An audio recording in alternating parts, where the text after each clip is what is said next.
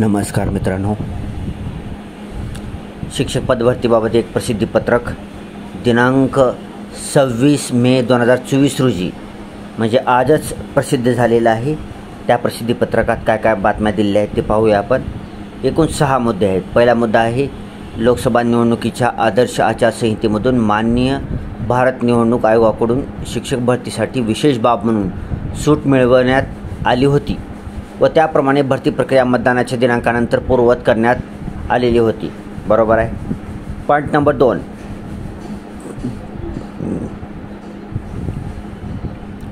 दरम्यान विधान परिषदेच्या मुंबई पदवीधर, कोकण विभाग पदवीधर, नाशिक विभाग शिक्षक व मुंबई शिक्षक मतदार संघातील निवडणुकीचा कार्यक्रम दिनांक 24 मे 2024 अन्वये निवडणूक आयोगाने घोषित केलेला आहे।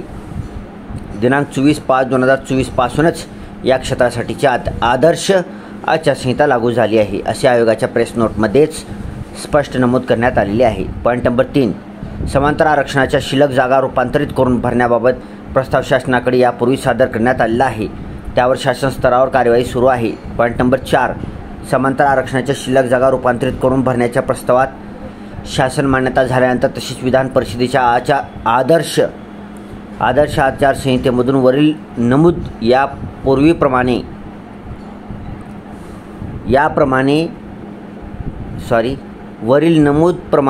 यापूर्वीची निवड यादी व रूपांतरित जागा संदर्भातील कारवाई करण्यास माननीय भारत निवडणूक आयोगाकडून शिथिलता मिळाल्यानंतर पुढील कारवाई तातडीने करण्याची तजवीज ठेवलेली आहे।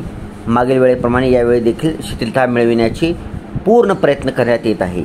पॉईंट नंबर 5, काही मंडळी अभियोग्यताधारकांना चुकीच्या पत्त्याने पत्रव्यवहार करण्यास उद्युक्त करीत आहे, हे प्रशासनाच्या निदर्शनास आले आहे।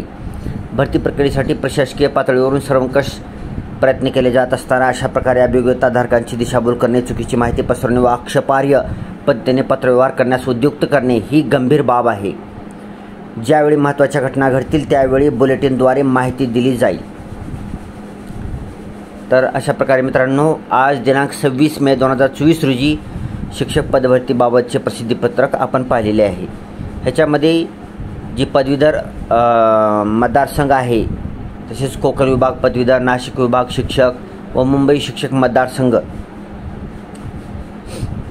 सुरुवातीला म्हणला मुंबई पदवीधर, तर याची आदर्श आचारसंहिता दिनांक 24 मे 2024 पासूनच लागू झालेली आहे।